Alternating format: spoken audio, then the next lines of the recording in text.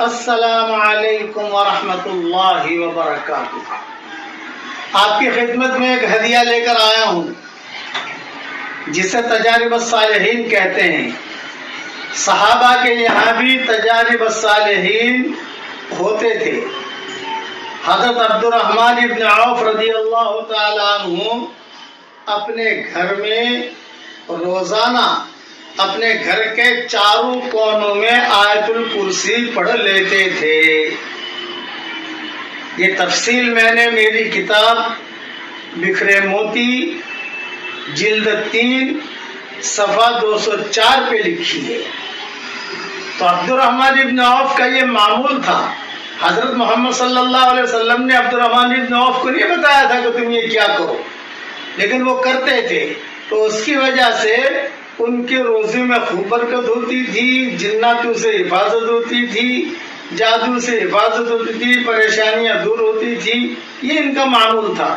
تو آپ حضرات کی خدمت میں یہ ہدیہ لے کر آیا ہوں کہ آج کل لوگ روزی کے معاملے میں بہت پریشان ہیں، اس طریقے پر جادو کے معاملے میں بہت پریشان ہیں، اس طریقے سے جنات کے معاملے میں بہت پریشان ہیں۔ 24 گھنٹے میں ایک مرتبہ اپنے گھر کے چاروں کونوں میں آپ آیت الکرسی ایک مرتبہ پڑھ کر دم کر دیجیے۔ کوئی لمبا چوڑا کام نہیں، بہت آسان ہے۔ بس ایام میں اگر مائیں بہنیں ہوں تو نہ پڑھیں، بیٹے سے پڑھوا لیں، بیٹی سے پڑھوا لیں، سب کسی سے بھی پڑھوا لیجیے آپ۔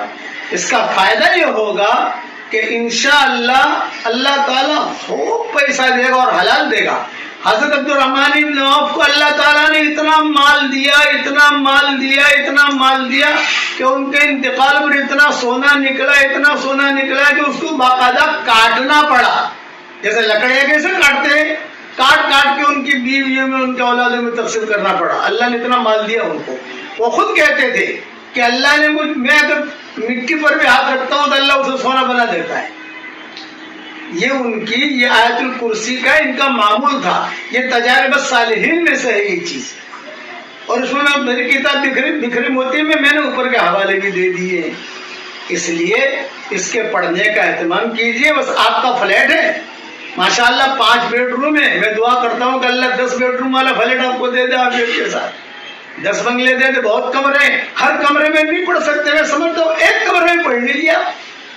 آج اس کمرے میں پڑھ لیا، پرسوں اس کمرے میں پڑھ لیا، ترسوں اس کمرے میں پڑھ لیا، تو آپ کو بھی فائدہ ہوگا، قرب و جوار میں جو لوگ ہوں گے ان کو بھی فائدہ ہوگا۔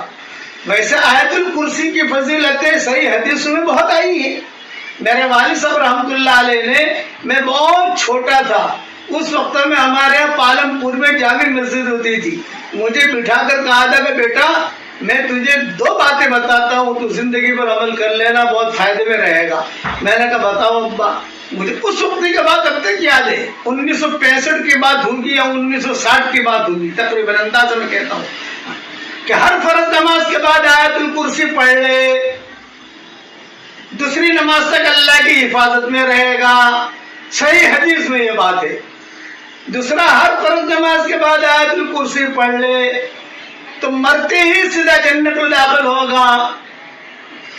جنت کے اور اس آدمی کے درمیان موت آئی ہے، بس مرا سیدھا جنت میں۔ یہ 2 باتیں میرے والد صاحب رحمۃ اللہ علیہ نے کہی تھی مجھے، اس وقت سے میرا معمول ہے الحمدللہ، روزانہ میں پڑھتا ہوں اہتمام کے ساتھ، اور یہ دونوں باتیں صحیح حدیثوں میں آتی ہیں، میں نے میری کتابوں میں حوالوں کے اس سے لکھ بھی دیا۔ عبد الرحمن ابن عوف کا معمول وہ صحیح حدیث میں نہیں ہے، وہ ان کا تجربہ تھا۔ میرے والد صاحب نے جو 2 باتیں بتائی وہ صحیح حدیثوں میں ہے۔ آگے ایک بات جناتوں کی سن لو۔ جناتوں کے اندر بھی بڑے بڑے صلحاء ہوتے ہیں، بڑے بڑے اللہ والے ہوتے ہیں۔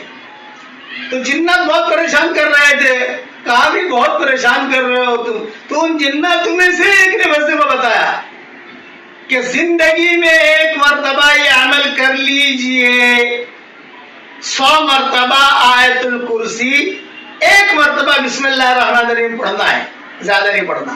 100 مرتبہ آیت الکرسی، 1 مرتبہ بسم اللہ الرحمن الرحیم کے ساتھ ایک ہی بیٹھک میں زندگی میں 1 مرتبہ پڑھ لیجیے آپ، بس۔